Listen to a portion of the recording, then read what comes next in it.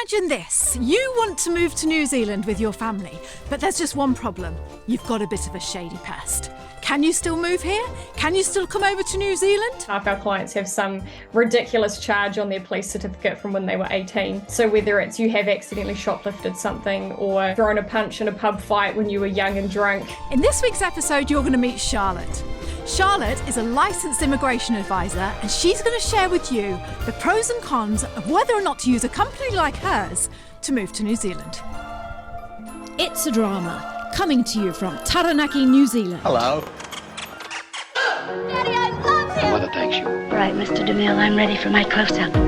Hello, Charlotte, and welcome to the podcast. I'm so happy to have you here today. Awesome. Thanks, guys. I'm happy to be here. So, Charlotte, you are from New Zealand Shores Immigration Specialist Company. You are part of our New Zealand membership, our NZ Ahead membership group. We think you guys are absolutely fantastic. And to be honest, I could just sit on this podcast and gush about you all day, but we're going to be very professional and we're going to just do it the right way. And we just wanted you to come on today and talk about why people use immigration specialists and something about your company, and just talk about you and find out what it is you offer. So yeah, and just the reasons why we use immigration specialists and things like that. Yeah, because most people think, oh, I'll just do it on my own. Yeah, we'll get into that in a bit, Bri, because we did it on our own, and I do want to dive into that a little bit. So things have changed, you see, Bri, 15 years ago.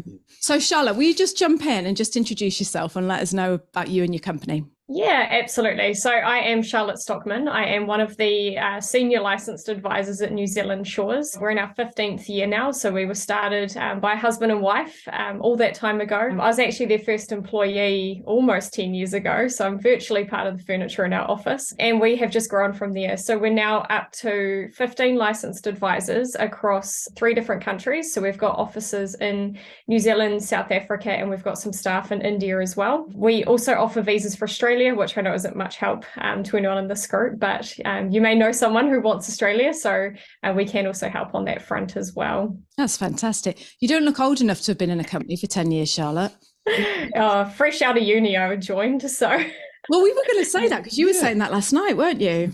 You sort of go to university and then you think, all right, what am I going to be? So what made you choose to be an immigration advisor? In all honesty, it was completely random. Had no idea what I wanted to do. Started applying for jobs, ended up here. So I started off doing admin work for one of our directors, Sarah. And then probably about 8 or 9 months in, they said, oh, we think you'd be a really good fit for becoming an advisor. And I thought, oh, well, I don't know what else I want to do. I'd done a communications degree, which was neither here nor there. So I thought, oh, well, I'll give it a crack. And yeah, here we are almost 10 years later. Totally just fell into it. And I think you're brilliant at your job, because I would imagine, well, obviously you've got to speak to a lot of people all the time, haven't you? You've got a really nice tone when you talk to people. So let me just explain how we came to meet. So me and Brian started all this content about moving to New Zealand because we moved to New Zealand 15 years ago. You know, we didn't use an immigration advisor back then. So it didn't really cross our mind about telling people, oh yeah, you should use an immigration advisor. But we were skinflints, though, Liz.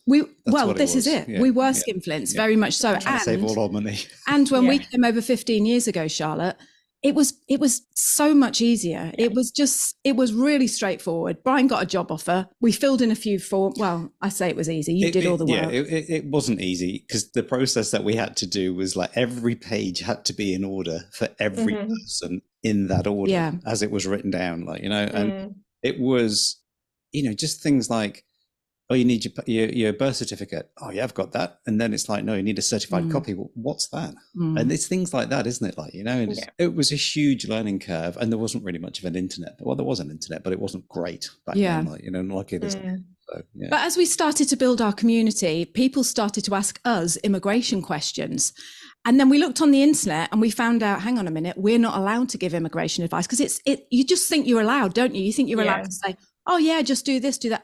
Just explain to me why people can't, you know, I'll carry on with the story and how we met in a minute, but why aren't we allowed to just give immigration advice to people? Yeah, good question. So licensing actually only became a thing in 2007. So prior to that, basically anyone could give advice. So I have a family member who's actually been an immigration advisor for almost 30 years.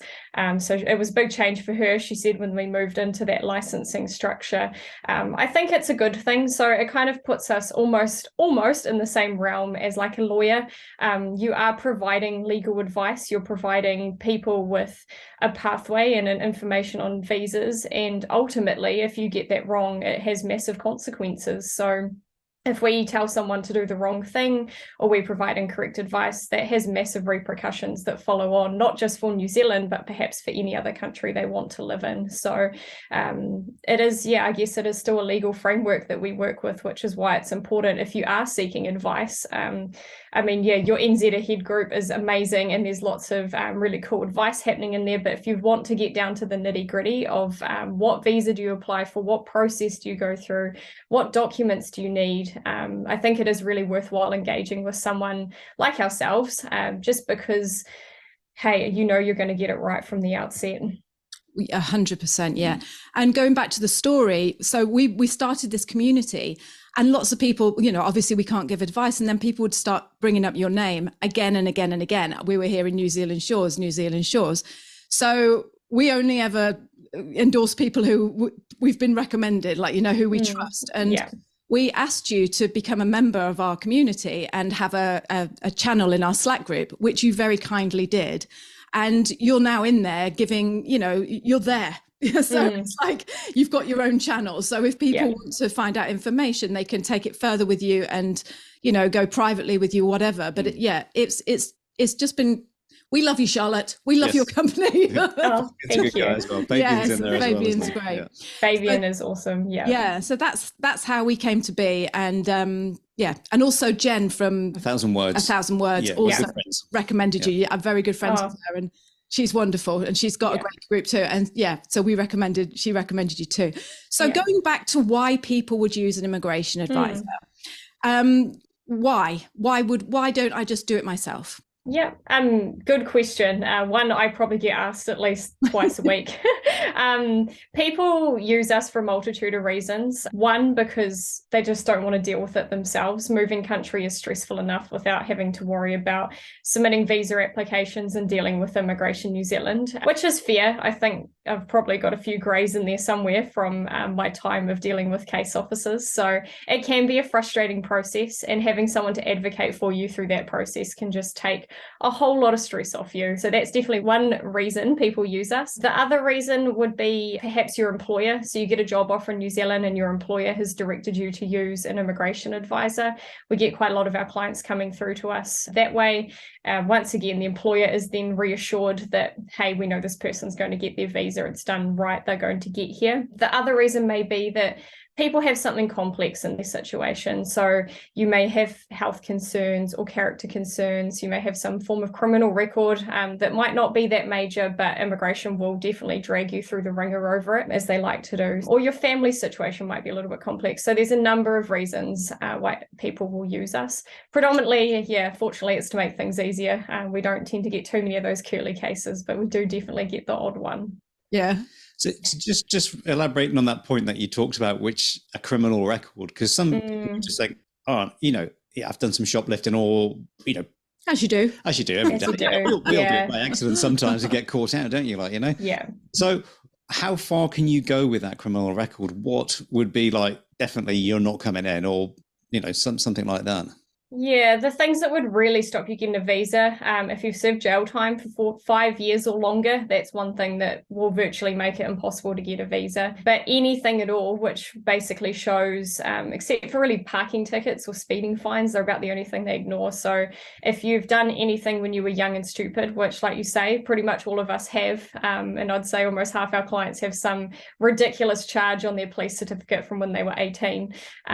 So whether it's you have accidentally shoplifted something, or you might have thrown a punch in a pub fight when you were young and drunk, you may have got DIC'd, drunk in charge of a vehicle, DUI, that kind of thing will get pulled up, and immigration will send you a big scary letter that says, we think you may not be potentially eligible because you've got these character concerns, which 9 times out of 10, it really is just a case of saying, hey, I was young and stupid. This happened, for some people, it might be 30 years ago. I've got a clean record since that date, but immigration will still send that scary letter and ask for a response. So that definitely freaks people out. Making sure you attack that correctly with immigration and providing the right information can really be the clincher as to whether that process becomes easier or whether it becomes harder. Is that what the police trace? Is that what that's what that's all about, is it? Yeah. Basically checking that no one's done anything serious, whether it's murder or you've really defrauded someone for millions of dollars or you've got dishonesty charges. They look for all of those kinds of things.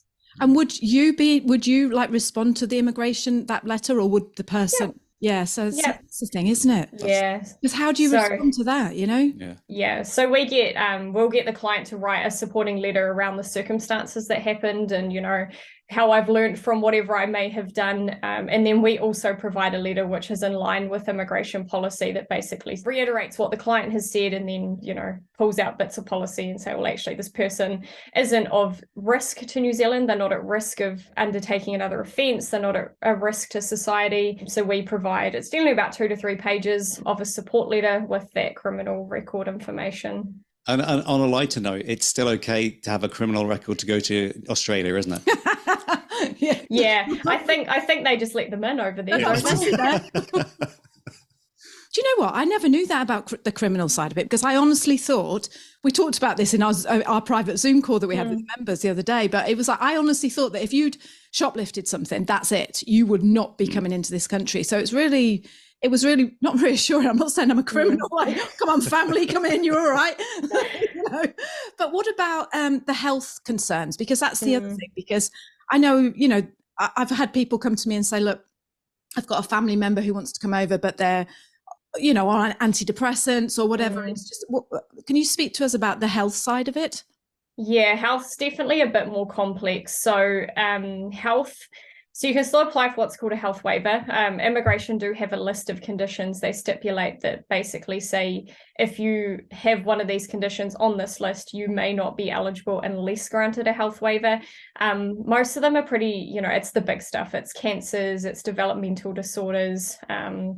It's, are you going to require really expensive surgery in the next 5 years? Have you got a condition that's going to cost the New Zealand government more than 80,000 in the next 5 years? So some people might think, oh, I've got this, something like Crohn's is a really good example, or IBS. So those affect massive numbers of the population, but quite often the medication that someone's on can be quite expensive. So those things can trigger the need for a medical waiver, but it's hard to talk to health because it's such a, are you on the lower end of the spectrum for your condition or are you the higher end of the spectrum? But it's definitely a bit harder, and it does require a bit more information than the likes of like a character issue. So, you may need letters from your doctors. As advisors, we will actually go into the Pharmac. So Pharmac subsidises medication in New Zealand. We'll go into the Pharmac register, figure out what your medication or treatment may cost, so we can then provide that information to immigration, because they don't go looking for it. They'll just say, oh, well, you've got whatever it might be, and this looks like it might trigger concerns. So we can get down into the nitty gritty to actually say, oh, yes, you've got this, but it's not so bad. Things like mental health, obviously, mental health conditions are really common. Unless you've got a history of hospitalization, self-harm, or drug and alcohol abuse, you're generally okay. Immigration will once again ask for a letter from your doctor, but it's really just to cover, to say that you're not at risk really of harming yourself. So if you're on antidepressants or anti-anxiety medication, it's not the end of the road for you. Immigration, once again, will send a big scary letter to you, but once you've got that doctor's report, you're pretty safe, to keep going through the process. So when you say a waiver, is that you are going to pay for the medication? Is that what the waiver means? A waiver is basically immigration saying, yes, you've got a health concern which may cause significant cost, but we will still approve a visa to you. So immigration don't take into account, so when they're assessing someone's health history. They don't actually take into account whether you have perhaps private insurance in your home country that will cover the cost of treatment, or whether you can pay for it yourself, purely because once you're a resident, there's actually nothing stopping you from accessing our healthcare system anyway. So they don't take that into account. Or they don't, take into account whether you've perhaps got a family member that may be able to stay at home with a child who's severely autistic. It all just comes down to basically what the cost will be on the healthcare system. So yeah, a waiver basically says, yes, we acknowledge you've got this, but we will waive that condition effectively and still grant you a visa. I've got you now. What I love about your company, Charlotte, and I'm going to flash it up on the screen now, is that you offer a free assessment. So if you're watching this and you're thinking, well, I don't know, am I going to be eligible? Like you've said to us many times before, it's very, very personal. Everyone's different, aren't they? So I'm going to just say now that we're going to flash your email up on the screen. And if you have got, it's a free service that they offer. So just contact Charlotte. And just say your email address, Charlotte. Yeah, so it's charlotte@nzshores.com or it's charlotte@newzealandshores.com. Whichever you email, you will get me. We 100% prefer that people come to us from the outset and say, hey, I've got, whether it is a health concern or a character concern, so we can actually look at it from the outset and say, all right, yes, you've got a chance of getting a visa, or no, you don't. We don't like getting too far down the path with people. We don't like taking money off people and then realizing, well, actually, hey, we've taken your money, but really you can't get a visa. So we would rather do the free assessment, figure out if there's any concerns so we can say yes, you'll know, or maybe, and then let people make up their mind from there. That's brilliant, isn't it? It's really important. Yeah, because what the big thing is that starting point, which is what we're talking about. So if, say, you're a plumber or a tradie or you're a doctor or whatever it is, where would you initially go, or what would be the best place to go? Where do I first look? I am eligible. I'd say come to me. That's what I want. But that's what I want you to say, just for that fact that, you tend to think, I've got to go on the immigration website, or I've got to go here, I've got to go there. Anyone can just call you and go, that's the the first initial thing is free. So you've got nothing to lose. Yeah, absolutely. So I would recommend people email me. But the crux of the information we need for that first assessment is a copy of your CV if you are planning to move as a skilled migrant, your date of birth, because there are age restrictions. So you can't get residence after the day you turn 56. And then just let us know if you have any health or character concerns. And from there, we can generally do a really basic assessment. If you do say, well, actually, I've got X health condition, we'd likely come back and ask for some more information. Perhaps what medication are you on? What's that prognosis look like? But yeah, if you're listening and you want that free assessment, CV, date of birth, and then let us know if you've got any health or character concerns, and then we can take it from there. Brilliant. And just going back to the cost, because this is the thing that people, it's not cheap to hire an immigration advisor, and this is the thing that people, like we did, for example, we're like, oh no, we'll just do it ourselves, we'll just skimp on it. We have had, I'm not just saying this, we have had so many people in our group say that that's what they did at first. They were like, no, we'll do it ourselves. And then they get right down the line and they're getting their papers sent back to them. They've got a job offer waiting and they've got to try and sell their house and get over there. All that stress on top of them. And on top of that now, they've got immigration saying, you've sent page 22 in when you should have been sending page 18 in, and this isn't right. Now you're going back to the wrong visa, the back of the queue or whatever. So I do want to just say that although I like to compare it to, when you move over and you can also like hire a company to come in and pack your stuff. That's another big cost when you move into New Zealand. And that's another cost that people think, oh no, I'll just do it myself. I tell you what, we paid for someone to come in and pack our stuff. It was the best $3,000 we've ever spent in our life, wasn't it, Bri? Some of it really has to be packed by them and written down exactly. Because if you do use a company, they know what's in the box because they packed it. You can't just think, stuff a load of stuff in here. And, I did have one box had a little bit of chinky bottles in, and I did snatch it off them and run it to the house. So yes, you can do it yourself. Like, you don't have to use an immigration advisor. You can do it yourself, but oh my God, it's worth it. It's worth it just to be able to just think that is one there's so much stress that goes with moving to New Zealand or anyway. It's just that one thing that you can just think, if you can afford it and you can allocate that money, then I would 100% say do it. I just think it just goes into, I wouldn't do it into myself your budget. again. It's got to go into your budget. Yeah. I think the other thing is worth noting is it's actually easier and cheaper for us to take care of it from the outset. So if people come to us partway through the process when they've got one of those big scary letters from immigration, it's actually more work for us to turn around and unpick what you have done. So sometimes we have to do things like official information requests to immigration to have your whole entire file sent to us, and then we have to sit down and read through what could be 300-400 pages of notes from immigration. So yeah, if you do think it's something you might be interested in, or if you do think there's something that may go wrong, honestly, and I'm not just trying to con people using New Zealand Shores, but it is so much easier for us from the outset, especially on that health and character front, because if something pops, it's harder for us to undo what you've done than it is for us to just take care of it from the outset. Yeah. And with the time differences and everything, do you tend to deal with email, or do you speak to your clients on the phone? Predominantly email. We are obviously always happy to take phone calls. We do try and start our day as early as possible. We do also have an office in South Africa. So sometimes we'll allocate clients for the first part, like their temporary visas, perhaps to our staff in South Africa, who are all incredible at what they do, so that you're kind of in a similar time zone. And then once you've actually arrived in New Zealand and you're going through your residency, you may then get switched to a different advisor in New Zealand, just so that you're continuously working in a similar time zone. Some people will be happy to stick with the same person throughout, or some people may have been recommended to one of our advisors and say, actually, I really want to use Charlotte or Winnie or whoever it may be, and then we will always absolutely accommodate that.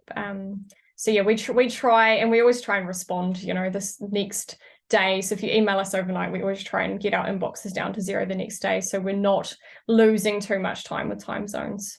Oh, that's good. Where do most people come from, do you think, from around the world to come to New Zealand? At the moment, probably for about the last 5 or 6 years, our client base is predominantly South African. I'd say probably 60% South African, the other 40% predominantly the UK and the US, and then everyone else thrown in is there as well. South Africa, obviously, with the nature of their political situation, people are keen to get out, but we deal with people from every single country of every part of the world. Yeah, and you're saying you had an office in India as well. Yeah, we've got some support staff based in India. So, they help us out tremendously. We've just had someone from Finland join our community.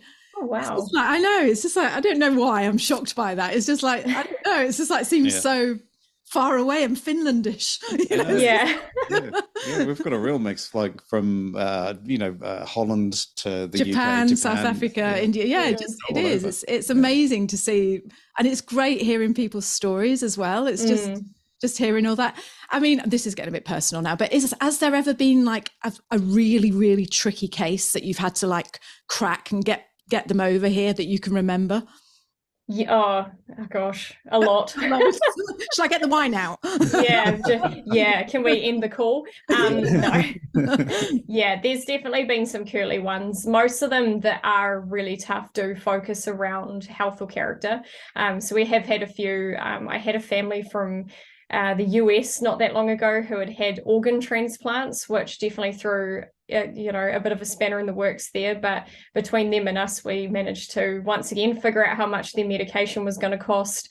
Had to go through what their prognosis was going to be in terms of whether they'd need more transplants, etc. So that took quite a bit of time, but we definitely got there. We've had cases where people have got themselves into real messes with visa declines in the past, and we've managed to kind of dig them out of that hole. We've had people come to us who have been living unlawfully in New Zealand for years.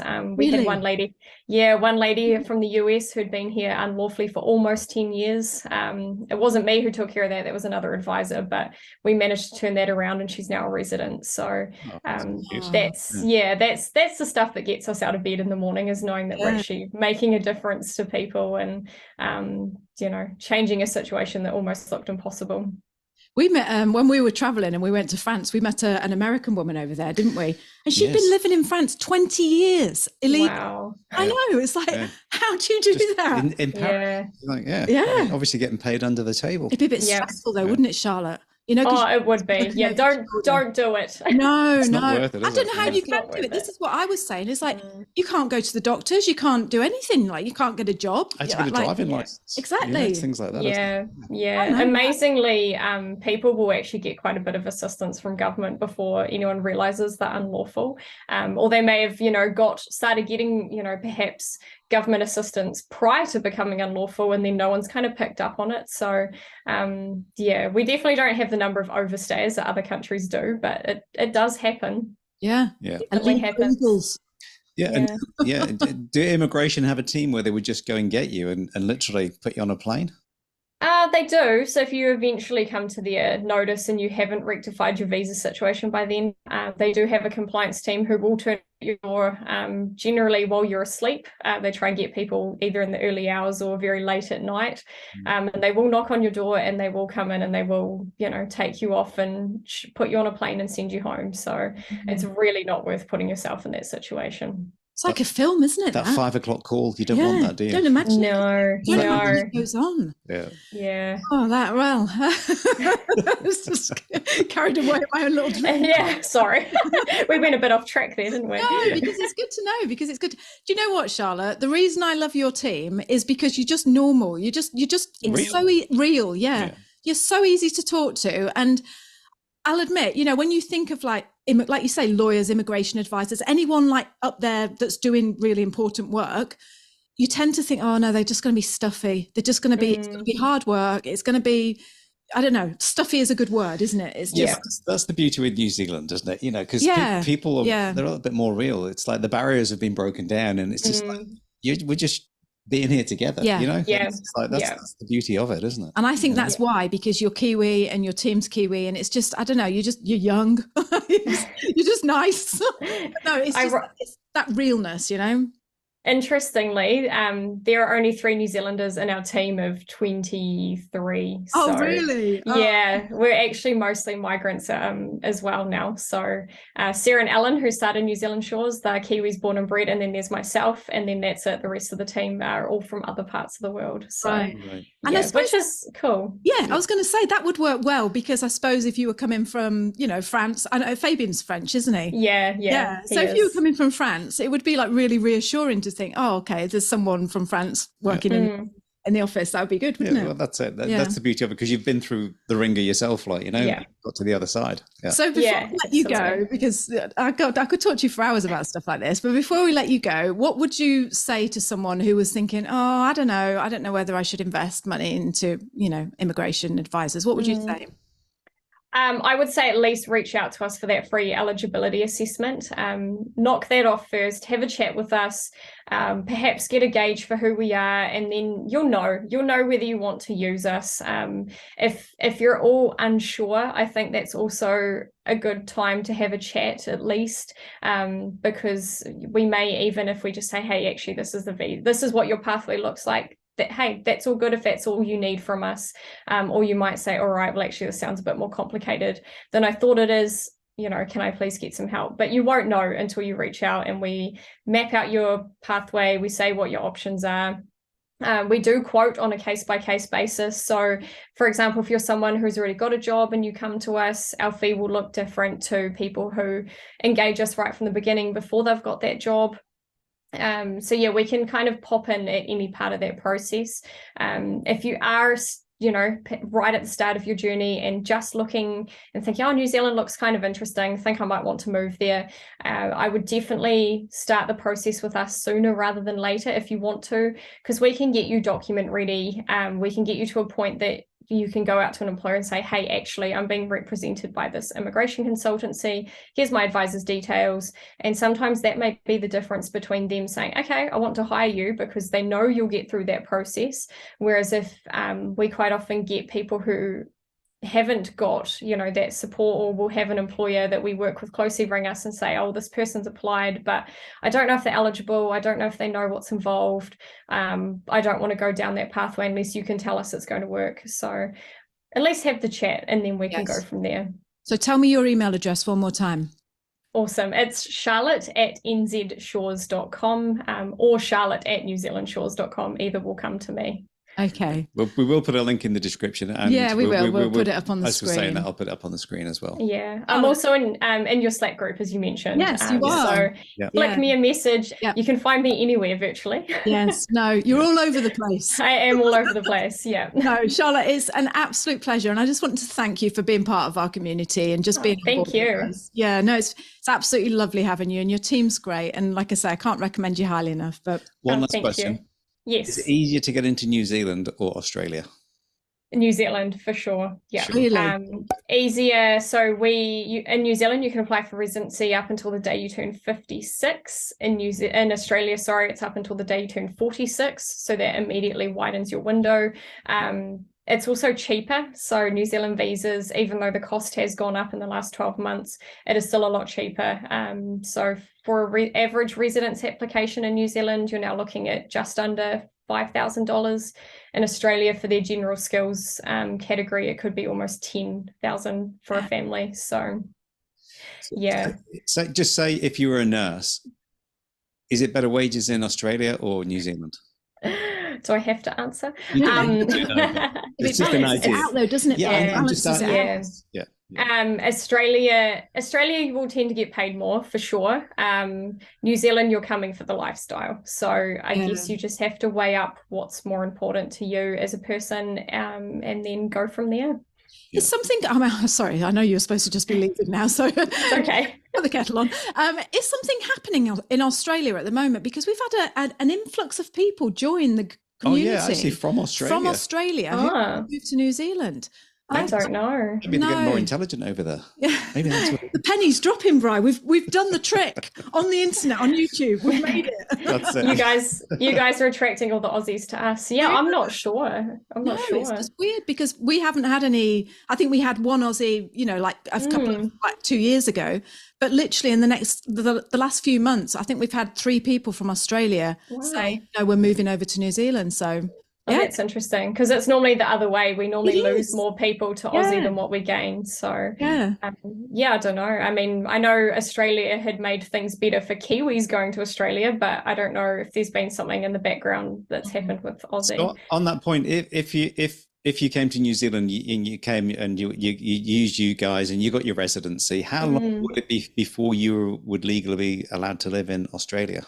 Yeah, you have to be a citizen. So it's a bit of an interesting one actually. So if you are an Australian resident, if you go through one of their visa categories and you get residency in Australia, you can come into New Zealand as a resident and live and work here, but the same doesn't go the other way around. So if you get a resident visa in New Zealand and then you decide I want to move to Australia, you'd actually have to get a visa still for Australia. So otherwise you wait till you're a New Zealand citizen and then you can go and live and work as you please in Aussie. And what's the quickest you can go from residency to citizen in New Zealand?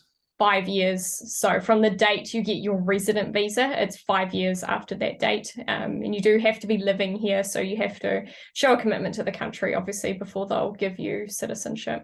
Yeah. And when you say living, is that because we've got a doctor friend who's at COVID, she was working as a doctor here in New Zealand, then decided they moved back and then they changed the goalposts just after that and said, oh, actually, you could be a resident because she couldn't get residency at the time. Yeah. How long do you have to live in the country? As in, how many days a year do you have to live to be classed as a resident? Oh, I'd have to check. Citizenship's not really our thing, so it's not done. Citizenship's not handled by Immigration New Zealand. It's handled by a different department, so I'm by no means an expert. But there will definitely be stipulations as to how many days per year you have to be here. Right. I'm not sure though. I can find out. If anyone really wants to know, email me and I'll find out for you. What do you think me and Brian should have for our tea tonight, Charlotte? Yeah. I've got halloumi burgers on the menu for nice. at home for me tonight. So I don't know. Good. I love halloumi. Yeah, right. Yeah, me too. Have you got anything else you want to ask Charlotte? No, Because I I've just think said goodbye and now you just kept her here for another 10 minutes. It's just like, it's so nice to see Charlotte on the screen. Yeah. So, So one more time, Charlotte, please just put your email out for us. Yeah. So charlotte@nzshores.com. Right. Or newzealandshores.com. Or New Zealand Shores, yeah. Right. Either will come to me, yeah. We're going to let you go. Thank you so much for chatting with us, and we will see you in Slack. Yes. Sounds great. See you later, guys. Thank you. Bye. Bye. Gluten-free, dairy-free, egg allergies, potato allergies, all of these things are really common. So what happens when you come to New Zealand with these allergies? Are you just going to be faced with nothing to eat? Are you going to be able to go to a cafe and get what you want? Are you going to get ill? So have you ever been in a restaurant in New Zealand where you thought, they're just saying there is no gluten in it, but I bet there is, and you felt a little bit, But there was an incident where we went out to eat. Today, I'm going to talk to my friend Jen from the YouTube channel 1,000 Words and find out exactly what it's like to live in New Zealand with allergies.